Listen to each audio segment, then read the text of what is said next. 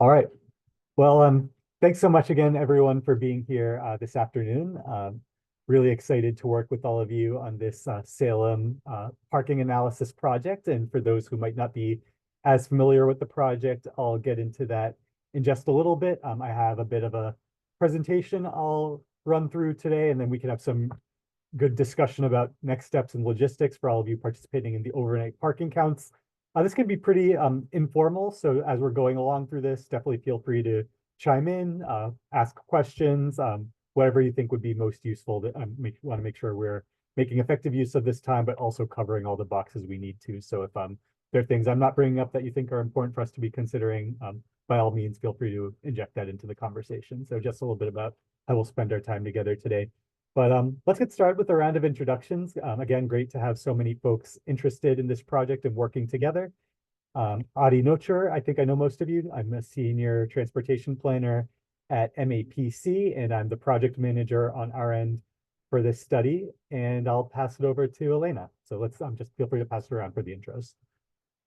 Sure. Elena Eimert, she, her. I'm a senior planner with the City of Salem focused on housing policy. So very excited to look at the intersection of housing and parking. And my city co-lead for this project is Robin Lee.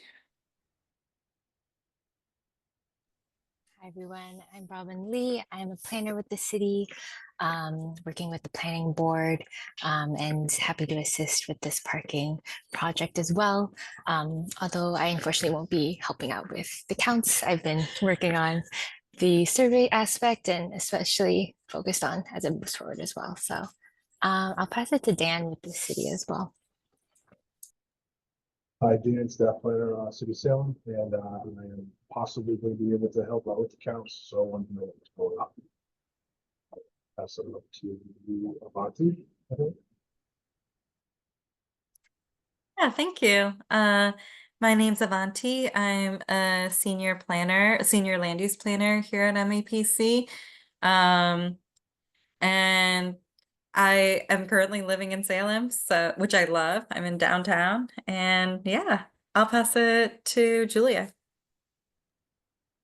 Monty. Julia Wellers. I'm the Assistant Director of Transportation here at MAPC, and I'm supporting Audi and the team on this very exciting project. Maybe going to Salem for some overnight counts, depending on where our capacity lands. But always love a good midnight parking count. So just a heads up, I do have a conflict during this time, so I won't be staying for the full hour, but wanted to introduce myself and connect with you all. So thank you, and I will pass it to Jonathan. Thanks, Julia. Jonathan Burke, I don't know what hat I'm wearing during this, but I'll say Salem Planning Board member for abundant housing, housing advocate, and all around sort of urbanist, smart cities advocate. So excited to volunteer, help out, do whatever I need to do to get parking minimums reduced or eliminated in Salem. And I will pass it to, who do we have left? Stephen.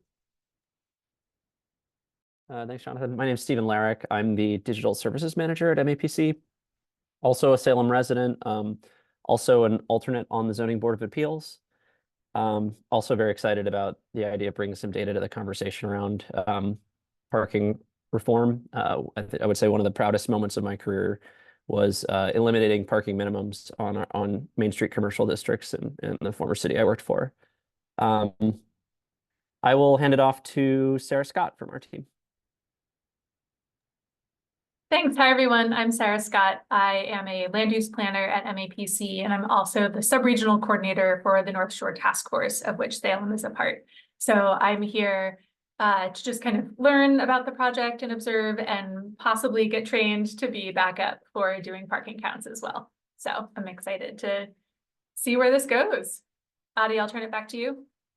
All right. Thanks so much, Sarah. And again, thanks everyone for being here and for introducing yourselves. A lot of great brain power and people power on the call today. So when it comes time to scheduling those counts, I know we'll all be in good hands with this group. And so we'll talk a bit more about those logistics as we dive in. I'm just going to start bringing up the presentation I mentioned. So just bear with me for a second while I share my screen. Can folks see that okay? All right.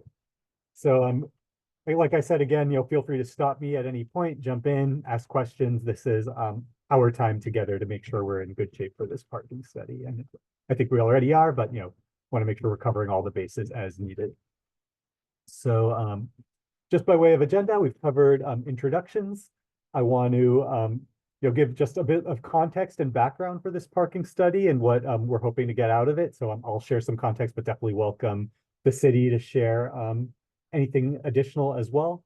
Definitely we'll want to hear a bit about what the process has been like to date so far, any successes and challenges that have been encountered. We've already had good communication with the city of Salem about some of the survey gathering efforts, and then we're rapidly pivoting to the overnight counts, as everybody knows.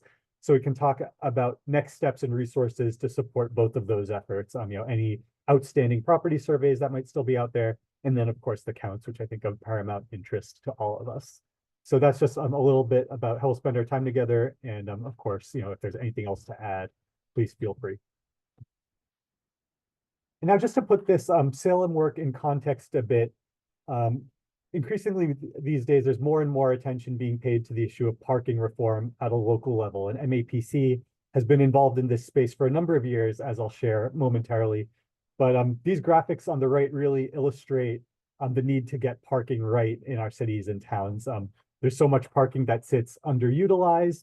Building parking drives up housing costs. It undermines use of public transit. It adds to congestion in traffic. It takes up valuable land area that could be put to more productive use. So really thinking about the perfect fit of how we right-size parking supply and demand is critical to meeting lots of sustainability and equity objectives at a local level. And of course, we think about how parking can drive up housing costs is of paramount interest to the city of Salem in pursuing this work. So just thinking about MAPC's work on this, we've done 4 phases of what we now call our perfect fit parking research. You can find the reports and memos on our website, perfectfitparking.mapc.org. Some really great resources there if you haven't had the chance to check that out. That was really done with the goal of understanding parking supply, demand, and utilization at multifamily housing sites in Greater Boston. Over the years, we've examined nearly 250 multifamily buildings across 22 municipalities, looking at overnight residential parking data, as we will do with this study in Salem as well. And so by really trying to understand what's driving parking supply and demand, that also really points us in the direction of how we can reform parking at a local level, things like reducing minimums, reducing minimums, or instituting maximums, things like that. So lots of opportunity in Salem and throughout the region as well. And we've seen cities and towns increasingly take up this mantle of parking reform in response to our research. And this shows a bit of a geographic spread. You can see our phase 3 research in the pink dots focused on the North Shore, and that included about 10 properties in Salem at that time. But I think now we have the opportunity to do a much more robust dive in the city of Salem and really use the findings to further housing development and affordable housing goals on a local level. But you can see this regional map and data set. Again, this is at our Perfect Fit Parking website. It really highlights opportunities to right-size parking in line with community development goals I mentioned earlier, whether it's related to housing, transportation, climate. It's really about how do we take that holistic look. And these are a bit of the results from our previous Perfect Fit Parking work. And while the numbers vary depending on the region or the city and town we might examine, we've consistently found across the board that parking supply outstrips parking demand and parking sits underutilized. Our first couple of phases of work found that 30%, 3 out of 10 in parking spaces across Metro Boston and the inner core were sitting vacant overnight. For phase 3 in the North Shore, including Salem, we found that was about 25%. And most recently, when we looked at a number of communities west of Boston, we found that number of parking spaces, off-street parking spots at multifamily housing developments, almost 40% were sitting vacant overnight. So even in some of these more suburban locations where you might have higher parking demand, understandably, if the transit access is not great, you're still seeing parking being significantly overbuilt to the point where you have even more vacancy relatively than you might in sort of more transit dense locations. So really interesting findings on a local level. And so we're looking to replicate this work in Salem. I'll say a couple of things that I think set the Salem effort apart from our previous bodies of work is this is the first time we're really doing a deep dive on one municipality as opposed to kind of looking at a group of municipalities. So on one hand, that's really exciting for us to kind of do an intensive focus on one municipality. But the other thing that distinguishes this effort as well is that we're not just doing the parking analysis and the number crunching and then kind of writing that up in a report and handing it out off for cities and towns to kind of run with, though we certainly have welcomed that in past years. A lot of cities and towns have used our research to reform their local parking initiatives. But we're not going to just stop with the data analysis. What the city of Salem has asked us to do, and what we're really excited to dive in on, is actually then use that data to develop zoning amendments that could potentially reflect the recommended parking reductions, that could reflect changes to the city's inclusionary housing ordinance. So we'll actually be doing some of that analysis, some of those zoning updates. There's a community engagement process that will be rolling out in partnership with the city, hopefully this winter, to really start engaging the broader Salem community about what the findings are and what the pathways for reform might be moving forward. So we're really looking forward to being involved with the city, not just with the data and analysis, but also with kind of the policy and zoning amendments development and the community engagement that will follow from that. So we're really getting to be engaged in all steps of the process from beginning to end in a way that we haven't necessarily been before. So I think that's a really exciting opportunity for us at MAPC. Really excited that Salem is taking this on in partnership with us and reached out with this study concept, which I think positions us really well to build off our past work and take it in new directions. So with that, I know that's a lot to kind of put out there by way of background, so I'll just pause for a minute, definitely invite any questions or comments folks might have. And Elena and team, if you want to join in with anything else from the city perspective and what you're hoping to get out of this effort, anything I might have missed, by all means, please take advantage of this opportunity. Yep, Sarah, go ahead.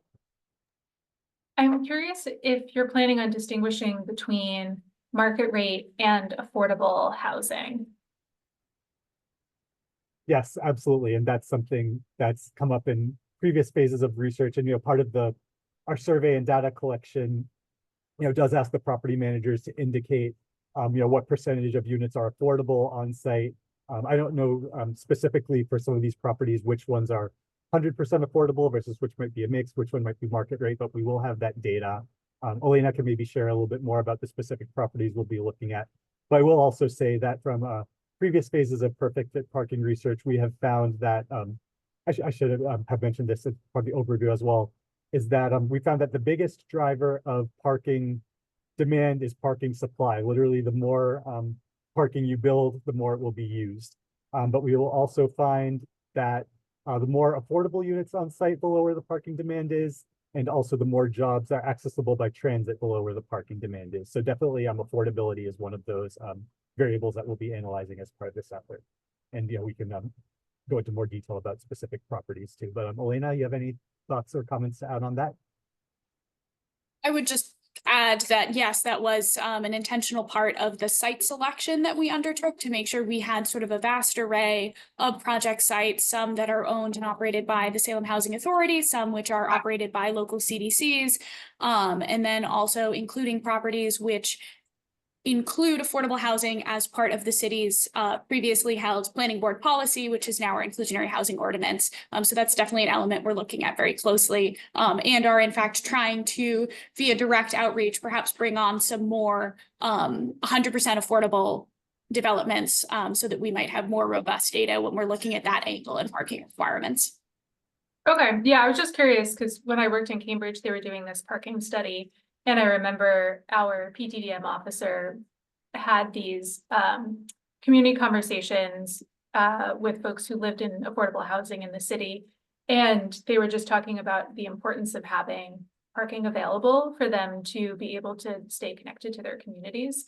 And I can link to it in the chat. I know Adi, I just sent you the project when we were initially reviewing this scope, but just kind of thinking about what is the equity angle and how are we considering different types of residents and different aspects of community when we're thinking about the parking requirements.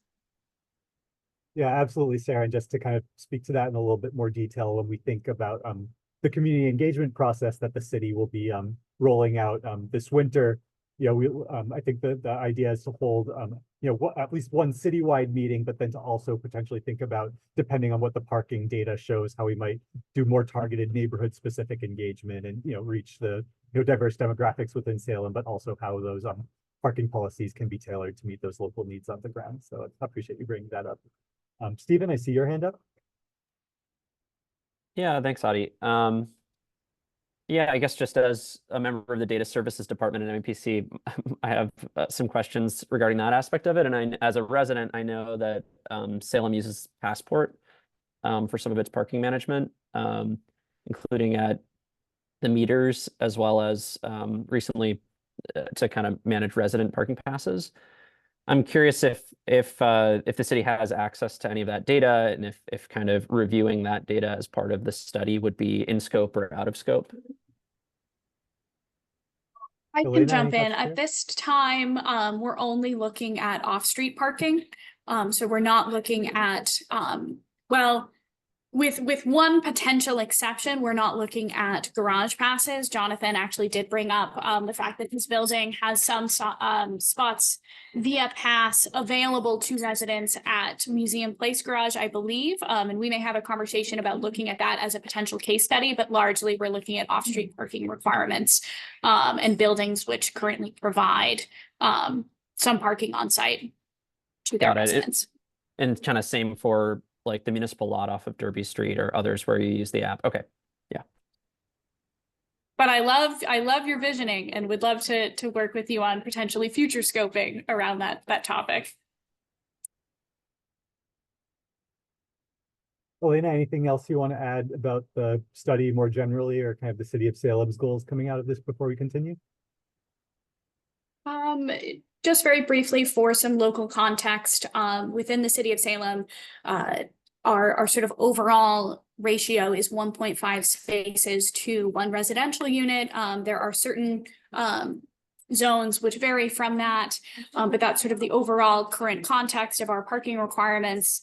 There are some notable exceptions to that policy for projects which go before the planning board for a planned unit development special permit, for example, and they have flexibility then through the planning board of sort of right sizing their parking requirements. But overall, we want to assess as to whether or not through our parking requirements, if we are sort of over parking the city. It's a little bit of local context. And also, Adi, I think you spoke to this, but MAPC will be assisting us on updating our inclusionary housing ordinance to ensure that should we revise required off-street parking ratios, that, if there's any affordability gains that we can see as a result of that, that's made manifest for the city as well. So there's the potential of sort of a number of gains here. Absolutely. Thanks, Elena. I think that's a great segue into sort of the timeline, which I was going to cover in just a moment here. But before I do that, any other questions just by way of the study background or any of the work MAPC has done to date? And of course, if anything comes to mind later, you can always come back to it. That's totally fine. All right, so I'm continuing right along here, just a little bit, as I mentioned, about the study timeline and next steps. We're in September 24, and kind of a lot is happening all at once that we're trying to kind of wrap up in a relatively compressed time frame here. So just sort of where we're at right now, we're looking to complete gathering the surveys from owners and managers of these multifamily housing sites in town.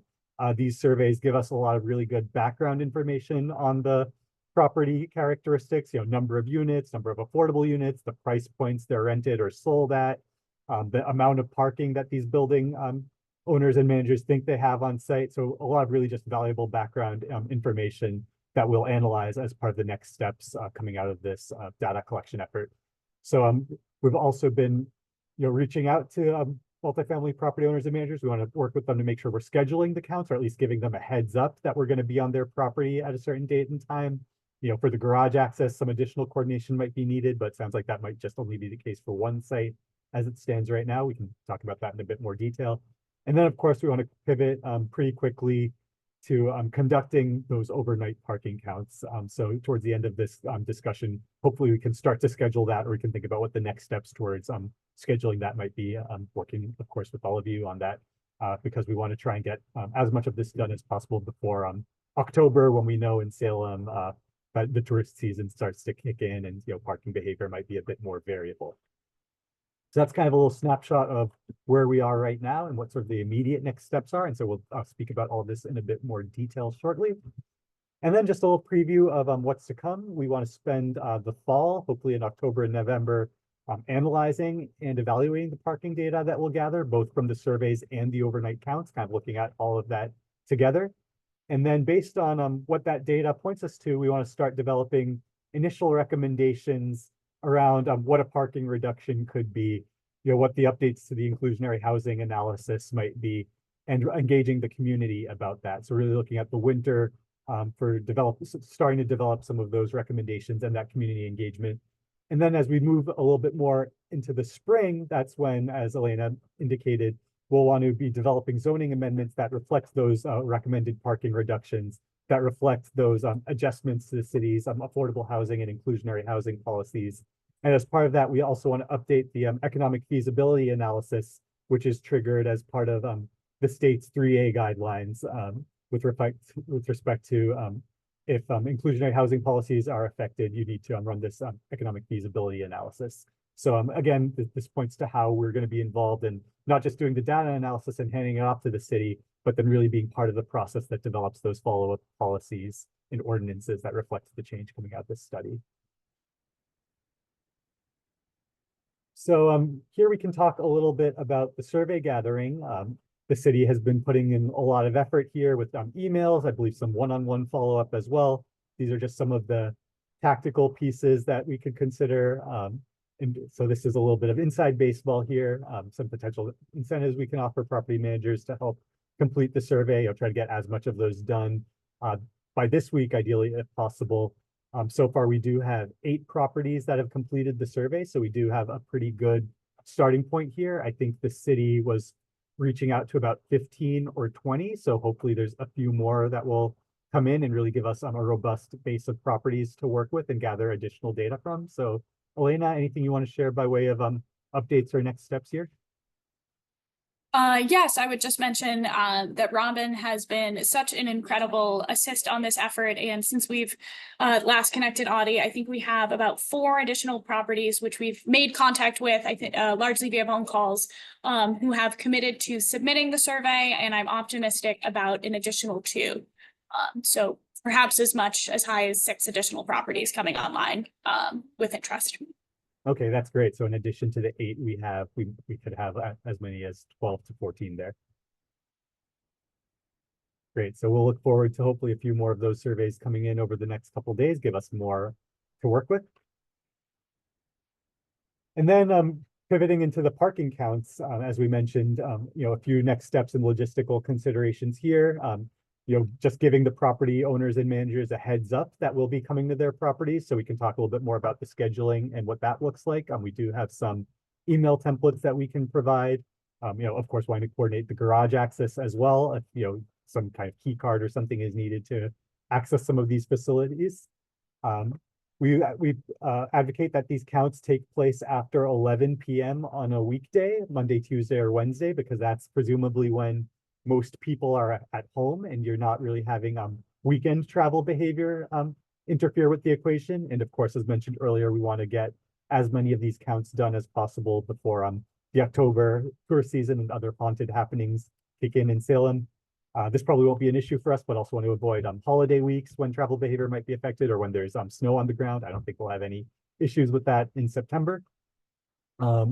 We'll want to notify local police about where and when we're doing counts, just so they don't think we're up to no good in the middle of the night as we're going to some of these parking facilities at these housing developments. So again, that should be coordinated with whatever schedule we're able to arrive at. And then to the extent possible, want to plan to visit multiple properties in the same night. So we'll want to plan those driving routes in advance. Maybe if there's clusters of properties that are located relatively close to each other, we can figure out ways for folks to access those.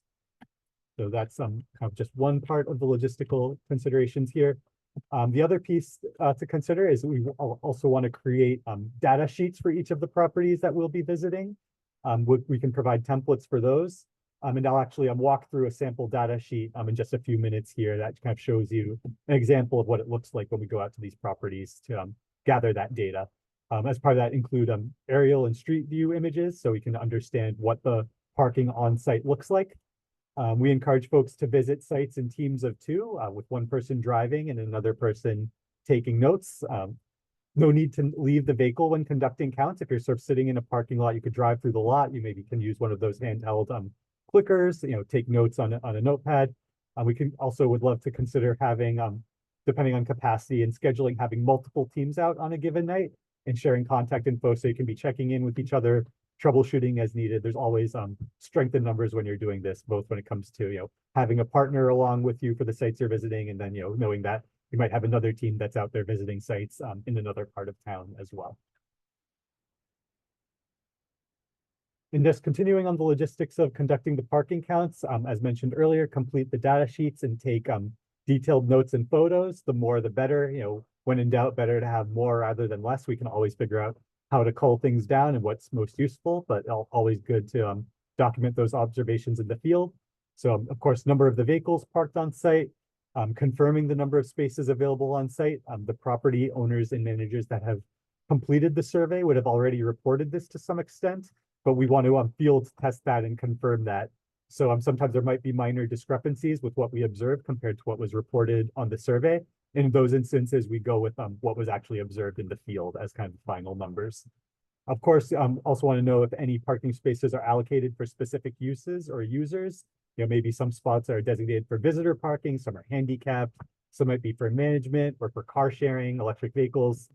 Sometimes these sites have bike parking as well. So we kind of want to just get a good sense of what's on site. So any notes folks can take definitely helps out with that. And of course, if there's double parking, tandem parking with cars parked back to back, sort of stacked in the same space, any obstructions of parking spaces, if there's things like dumpsters that are blocking spaces, those are things you'll want to make a note of as well. And then getting into a bit of what the data sheets look like. This is a sample from previous work that we did in Cambridge. So you can see in that top left, having the property name, the address, and the municipality, and the top right, the data collectors. So that's all of us going out to visit the sites and date and time that those observations were conducted. And then you can see there's that first white column on the left with that's the total number of spaces across these different types for cars, whether they're in a surface parking lot or surface lots or in a garage, motorcycles, and scooters, bike parking, and then other types of spaces. So these are numbers that we can copy and paste from the surveys as for the initial pass. And then, of course, as we go into the field and conduct the counts, we'll want to actually count those spaces ourselves and then write down the observed number. And that observed number is what we'll go with for the final analysis. So in most instances, those should line up, but to the extent there are discrepancies, again, we'll go with the observed number of spaces. And then, of course, the number of vehicles that you count occupying those spaces. And then you can note whether those spaces are striped or numbered. And then, of course, there's room at the bottom of the data sheet under that notes and observations or in the margins where you can jot down any additional notes as outlined earlier. And then a little bit just more about what the data sheet looks like in terms of having the aerial views. It's helpful to just review this in advance and have those parking areas highlighted in those rectangles or ovals in red, so that when you get to the site, you know what to expect in terms of where the parking is. So the more you can kind of scout some of this in advance, even if virtually, it's really helpful to have that as part of the data sheet. And also, as Google Street View images that can give you insight into what the parking looks like on the ground and how you actually access it. So you can also include instructions about how you get to some of these surface lots or garages. As you can see that instruction at the bottom. And so with all that, I just want to thank you all again for being part of this effort. I think we'll have some really exciting opportunities to work together as part of this. And if you want to email me or Julia with any follow-up questions or comments, our contact info is there. And so with that, I will stop sharing my screen and want to open it up to any further questions or comments folks might have. So just bear with me, I'll stop that screen share. All right, and we're back here. So any questions or comments folks have?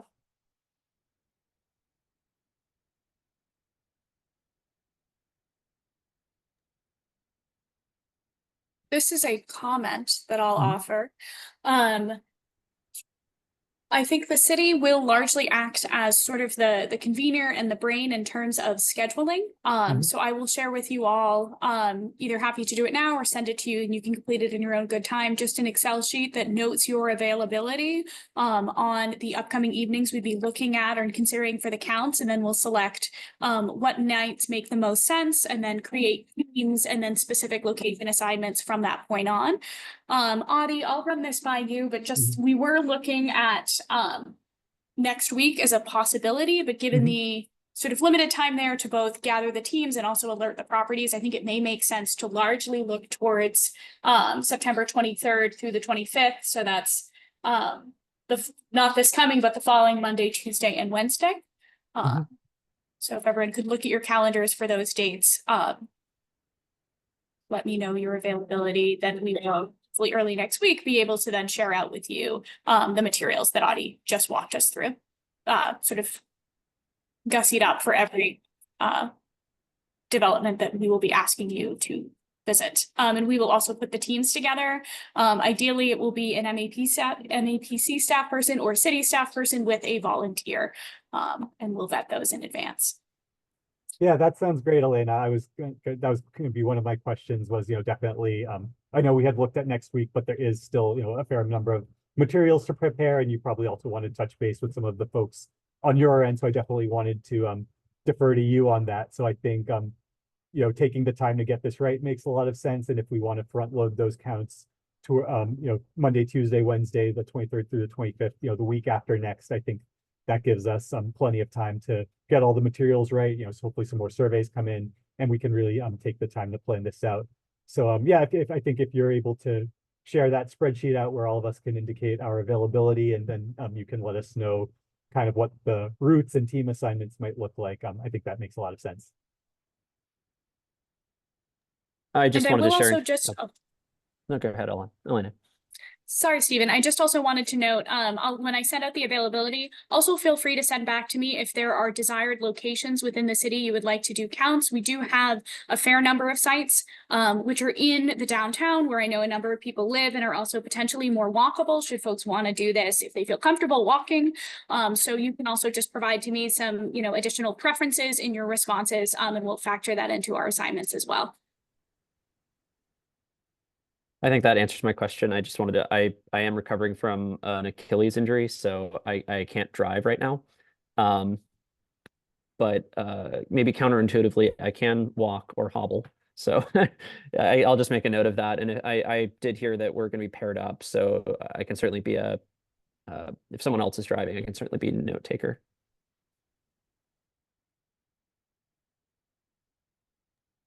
Are we only doing larger multifamily, or how small do we get in terms of the buildings? At this point, we're not looking at anything below really 6 units. And that's in part to capture any project that would come in under site plan review for the city. Makes sense.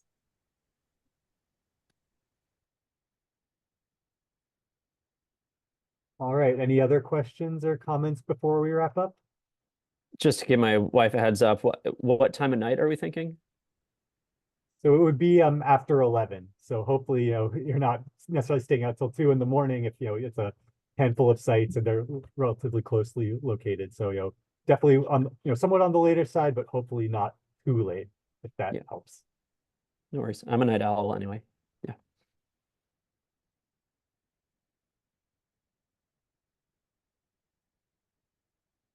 All right. Well, if there aren't any other questions or comments for the time being, I think we can wrap up. Just want to once again thank everyone for being part of this. Elena, will look to hear from you about kind of how we might indicate our availability, and then what the the parking count assignments look like for that last week in September. And of course, some folks can reach out to myself, Julia, Elena, anytime if any questions or comments come up.